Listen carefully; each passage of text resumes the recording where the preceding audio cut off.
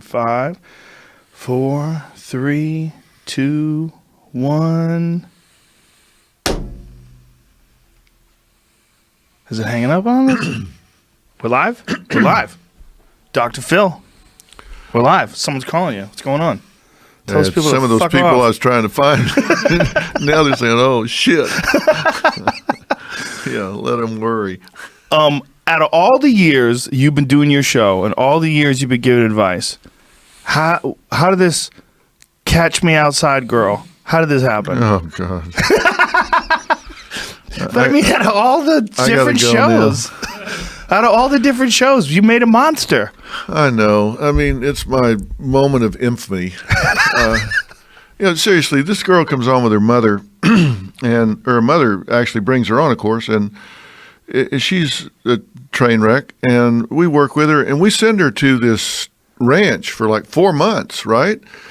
She goes for a long time and makes a complete turnaround, does a great job. They say she's become a leader. She's working with all these girls, doing a great job. And then she graduates. And I remember this last shot when we do this piece at the ranch. She jumps up on this fence and is smiling and everything and waving and all. One night home with her mother. One night. And her mother's finding people that are trashing her, the mother, on these social media platforms. Her mother tracks them down, backs into who they are, gets their phone numbers, calls them up, yelling into the phone, calling them names and stuff, gets the daughter involved. One night, crashes. So they come back for a follow-up, like, I don't know, a month or two later. And when they come, I say, okay, we're going to have them back. They walk out. I have the audience completely empty. I have nobody there to play to. I mean, 250 chairs, empty, nobody in the house but me, the mother, and the daughter. That's a good move. And they go, "What? Where is everybody?" I said, "Well, you don't need anybody. We're just here to talk and, keep things rolling, right?" And they were dumbstruck. There was nobody there to showboat for or play to. And that was like a 15-minute interview. They had nothing to say.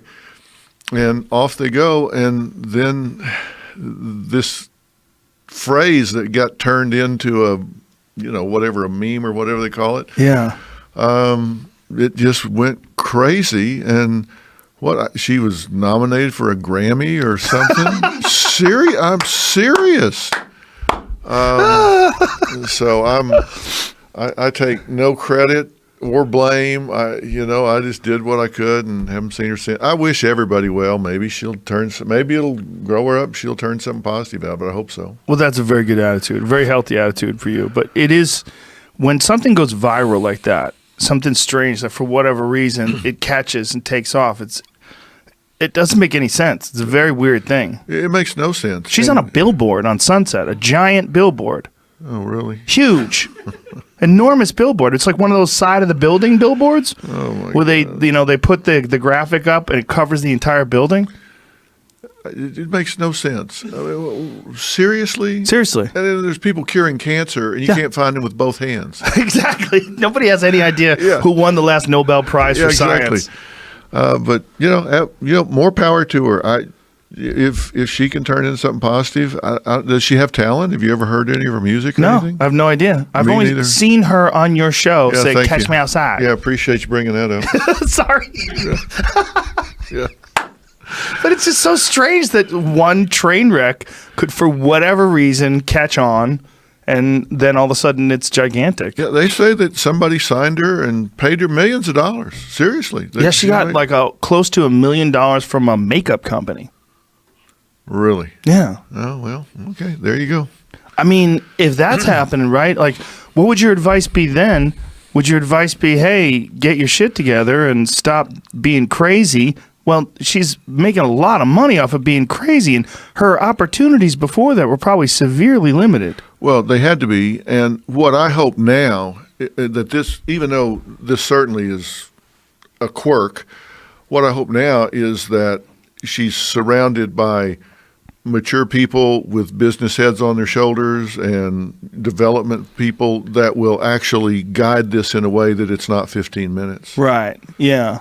You never that's what know. I hope. That's what I hope. Well, everybody thought the Kardashians were going to be 15 minutes, and it's Right. been 15 years. Yeah, but there's been, people make fun of them, and there's some good things there to make fun of. They do things to be made fun of, but there's also some very smart business and branding that's gone into that as well. Oh, 100%. And, Yeah. and I was actually very impressed with her that she actually went to the White House to talk about prison reform. Right. For people that are unjustly accused and are been in jail for too long for things that they didn't do. And that's something she's actually passionate about. Yeah, and I know Kim, and she's actually a very nice girl, very smart and all. And, as I say, they've done some very brilliant branding, and it's certainly paid off. It's just so fascinating when something catches like that girl. What is her name, the Catch Me Outside girl? Danielle Brigoli or something? Yeah. Something like that, yeah. Because I didn't know her as the Catch Me Outside girl. But if she didn't say Danielle. that one phrase. Yeah, and she just said that, I think, to her grandmother or somebody in the audience. I don't know. It didn't even register with us at the time. Wow. It wasn't a standout phrase in the interview or anything. It just passed by. Somebody just grabbed it, and then it became a meme. Yeah. What a weird world we live in. Yeah, no kidding. What is it? I mean, it has to be a lot of responsibility to try to give people advice and try to straighten their life out and show them the flaws and the errors that they're making. Yeah, it is. And, people ask me sometimes, they say, Dr. Field, do you think problems are as simple as you make them out to be? And the truth is, I don't think problems are simple at all. In fact, I think problems are really, most of the time, pretty complex. They're pretty layered. They have a lot of different origins, and they're oftentimes comorbid. A lot of things exist together. So I don't think problems are simple at all, but the solutions are often simple, don't you think? I mean, it's kind of like the old joke. You go to the doctor and you say, this hurts, and he says, well, then don't do that anymore. Yeah. It's a lot of times it's very simple in that somebody will have a complex thing that comes from childhood, or maybe it's a drug background, or they've had trauma in their life. But the solution is change your behavior. I mean, stop rewarding bad behavior. Choose a different path in life. Just behave your way to success. Sometimes the solutions are very simple, even though the problems are very complex, because at some point you have to stop focusing on why and start focusing on what. Instead of why it happened, what am I going to do to change it? So sometimes the solutions are pretty simple. But implementing those solutions are often it's often very difficult for people to change their lives, change their patterns. It is, and patterns is the key. Nobody does anything in pattern if they don't get a payoff. And if you can identify, that's why insight's so important. That's why I think it's the number one outcome to whether somebody's going to respond to a talking therapy, for example.